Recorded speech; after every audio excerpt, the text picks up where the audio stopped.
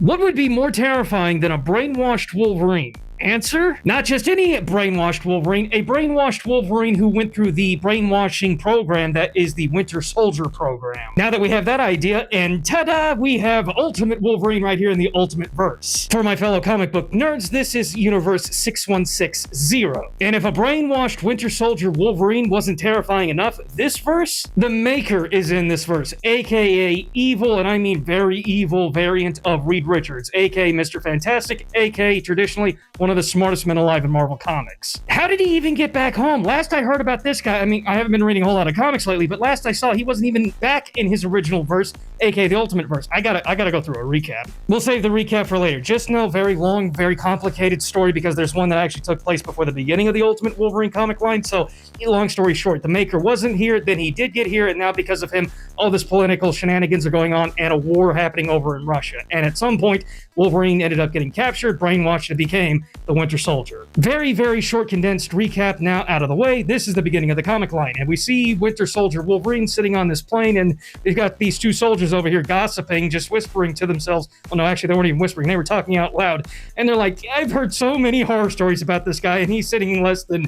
5 feet from us. They're essentially swapping stories about what in the world Wolverine is, what his name is. They don't even know anything. They're just gossiping, and then all of a sudden, he stands up, and at this point, you could hear a pin drop on this plane. At this point, they're kind of terrified. Did he really hear us? Did we say something that, I don't know, angered him? Please don't hurt us. That's when Wolverine, not saying a word, pulls off a classic Wolverine stunt and opens up the rear end of this cargo plane and jumps out with no parachute. Wolverine stunt, no parachute? Don't you mean a Captain America stunt? No, you heard me right. Wolverine stunt. Wolverine was actually the first one we saw who actually jumped out of a plane because he just has the power of awesomeness. And yeah, he did it. He did it right here in Hulk vs. Wolverine. OGs remember this amazing OG animated film from back in the day. So Wolverine jumping out of the plane, no parachute? No, he's not stealing, something that Captain America did. No, in fact, quite the opposite. Captain America pulled a Wolverine stunt, like I said. Like I said, there's a lot of political shenanigans going on, essentially, and I'm not gonna lie, I didn't do my due diligence with the whole recap of all the comic events that happened before this one. It's kind of difficult to keep up, but long story made short, there's this country called there's always got to be one. Eurasia.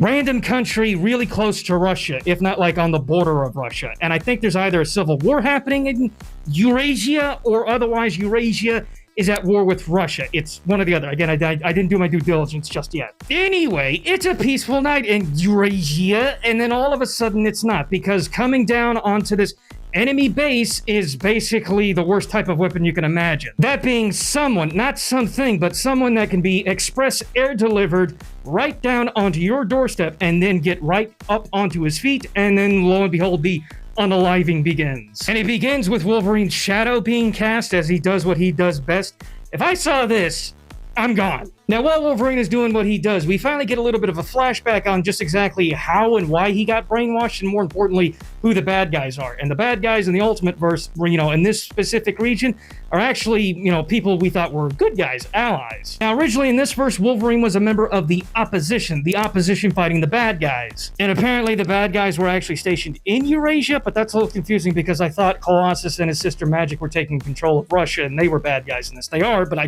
the line's a little blurry. I can't tell if the bad guys are in Eurasia or Russia.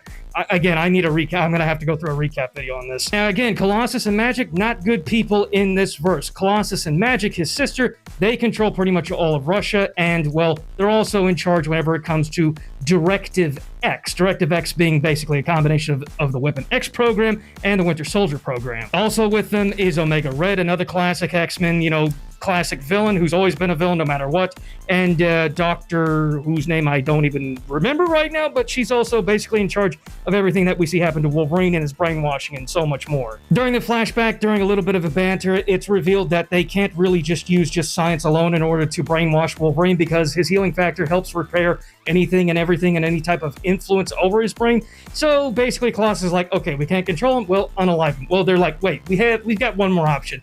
We can still use telepathy. We have other means to brainwash him, and clearly those other options succeeded. Because we cut back to the present, and Wolverine kicks down these doors, and yeah, like I said, at this point, I would just run. Then again, the opposition, they have mutants, superhumans of their own at their disposal, including Mystique and Nightcrawler. Mystique, not being very familiar with who Wolverine is before his brainwashing, gives the order for everybody in the opposition base right here to defend themselves and open fire. But Nightcrawler here, he knows who Wolverine is. Still, you don't know who he is, but you know he just survived just this massive battle outside, yet you still think all this firepower is gonna stop him? Nuh-uh, Nightcrawler knew better. He starts reciting Psalms 23 while Wolverine, again, does what he does best inside this. I think it was a church at this base where this mass unaliving took place. Mystique, now finally understanding just exactly what she's up to, she tries to pull a classic Mystique stunt on Wolverine. And by that, I mean, all of a sudden, Evil Colossus pulls up, basically being one of the people that Wolverine has to obey because of his brainwashing. But Wolverine,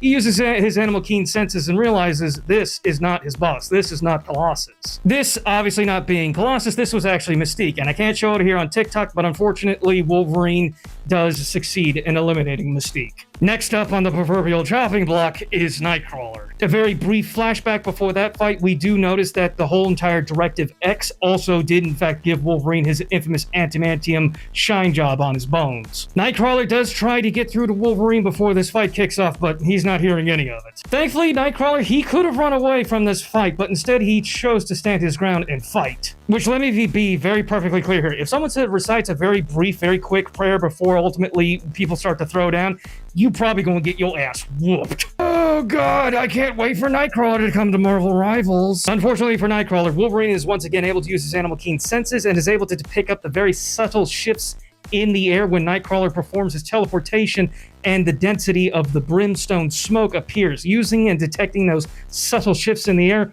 he's able to actually predict where Nightcrawler will appear and ultimately does unalive Nightcrawler. Wolverine returning to the plane he jumped out to at the very beginning of the plane. It's a job well done. All of the members of the opposition are eliminated. It's time for Wolverine to go home. But on the trip back home, Wolverine recounts the prayer that Nightcrawler had said, Psalms 23, during the battle, or rather before their battle began. Wolverine does recall this prayer. He remembers Nightcrawler. Wolverine's healing factor is slowly repairing the brainwashing damage done to his mind. This was only part 1 of the Ultimate Wolverine comic line. I think we're all the way up to issue 3 where we get other characters revealed, but if you guys are enjoying the breakdown, please make sure to follow, like, comment for the future breakdowns of part 2 and 3. I hope you guys enjoyed the video, and I'll see y'all in the next one.